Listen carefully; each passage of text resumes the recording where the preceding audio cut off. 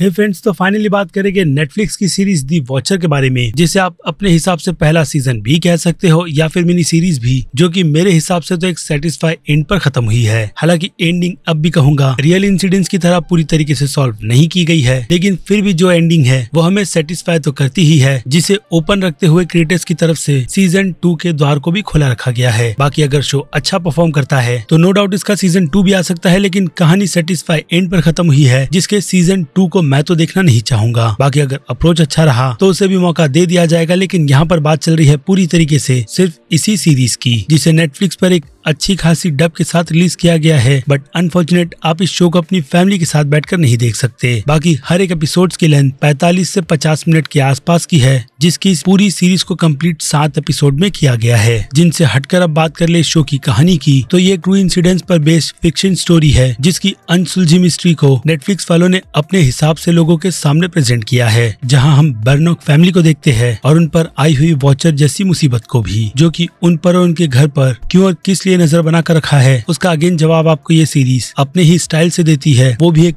अधूरी और satisfy ending के साथ, जिस पर अब आपका टाइम देना सही रहेगा भी या नहीं। चलिए उन्हीं सारी की सारी डिटेल्स पर बात करते हैं, लेकिन इस इंट्रो के बाद जिसके पहले हर बार की तरह बनेगी मेरी एक छोटी सी रिक्वेस्ट, जो कि है चैनल को सब्सक्राइब, वीडियो को लाइक और शेयर करने की।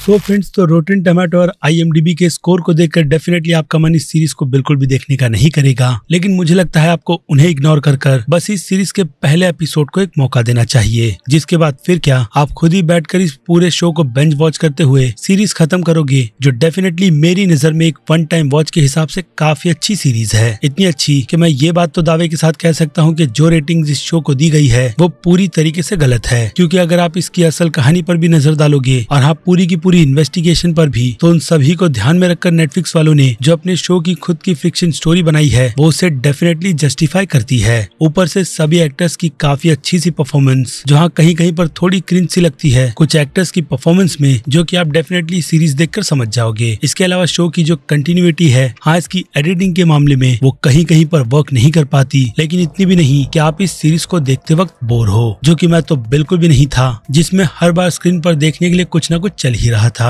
इसके अलावा फैमिली की जो पूरी की पूरी सिचुएशन है, और हाँ उनकी सिचुएशन से डील करने की पूरी मुसीबतें भी, उसे देखकर गुस्सा भी आता है, तो कहीं थोड़ी हमदर्दी भी, जो कि ये पूरी सीरीज हमें ब्रैनॉक फैमिली से करवाती है। यानी कि नेटफ्लिक्स वालों यहाँ पर अपने बजट को ध्यान में रखते हुए एक अच्छा कंटेंट डिलीवर किया है, जो देखने में प्रोडक्शन के मामले में काफी ज्यादा कलरफुल है, और हाँ थोड़े फनी के साथ थोड़ा डार्क भी। बाकी डायरेक्शन को मैं ओके ही कहूंगा, जिसमें कुछ खास करने और दिखाने जैसा तो नहीं था। जिन सभी से हटकर अब मुझे लगता है सीधे आ जाना चाहिए इसकी रेटिंग्स पर, क्योंकि आप इस शो के बारे में जितना कम जानो आपके लिए ही उतना ज्यादा अच्छा है। जिनमें अब बात की जाए शो के एक्शन और कॉमेडी की, तो इन दोनों ही कैटेगरी में ये सीरीज 5 में से सिर्फ आधे स्टार ही डिजर्व करेगी, जो कि हाँ मुझे लगता है इसे देना नहीं चाहिए, लेकिन फिर भी आप शो देखो समझ जाओगे। जिसके बाद बात करें इसके ड्रामा की, तो नो डाउट ड्रामा के लिए ये शो 5 में से 3.5 स्टार डिजर्व करता है। जिनसे हटकर अब आ जाए इसके सस्पेंस पर, तो अनसुलझी मिस्ट्री में जिस तरीके की स्टोरी हमारे सामने प्रेजेंट की गई है, उसमें आपका शक तो आसपास के कई लोगों पे रहेगा, और उसके बाद सेटिस्फाई सी एंडिंग आपको कहीं ना कहीं एक अच्छे मोड़ पर लाकर खड़ा कर देती है, जिसे ध्यान में रखकर मैं शो के सस्पेंस को 5 में से 3 स्टार से ज्यादा की रेटिंग नहीं दूंगा। और फिर बात करें इस शो के हॉरर और थ्रिल की, तो शो में हॉरर नहीं लेकिन थ्रिल का एलिमेंट डाला गया है, जिसकी वजह से इसके कुछ एपिसोड्स काफी ज्यादा अच्छे हैं, तो कुछ काफी ज्यादा एवरेज, जिन्हें ध्यान में रखकर मैं इस कैटेगरी में शो को अगेन कहूंगा थ्रिलर के मामले में 5 में से 2.5 स्टार की रेटिंग दूंगा। और फिर आ जाए मास ऑडियंस पर, तो मास ऑडियंस की नजर में ये शो बनता है सीधे बी का, यानी कि एक अच्छा एंटरटेनिंग शो उनके हिसाब से भी। बाकी क्रिटिक्स की राय तो शो को लेकर बिल्कुल भी खास नहीं है। इट मींस के क्रिटिक्स की नजरों में शो की रेटिंग बनती है सीधे B- की, जिनसे बिल्कुल भी ना एग्री करते हुए मैं इस शो को B+ की कैटेगरी में रखूंगा, जिसका पूरा रीजन मैंने आपको इस वीडियो में बहुत ही अच्छी तरीके से एक्सप्लेन भी किया है। यानी कि अब बनती है आपकी राय, जो आप मुझे कमेंट में लिखकर बता सकते हो, क्योंकि अब वक्त है इस वीडियो को यहीं पर खत्म करने का। बाकी मैं हूँ अजीज, आप देख रहे थे मूवी स्टॉक चैनल, जिसे आपको करना है लाइक, शेयर और सब्सक्राइब। तब तक के लिए स्टे सेफ टिल देन। बाकी अगर आपको टाइम पास ही करना है तो चैनल पर कंटेंट और भरा पड़ा है, जिसे आप इस वीडियो के खत्म होने के बाद देख सकते हो। फिर क्या, जल्दी कोशिश मिलने की अगली वीडियो में। Till then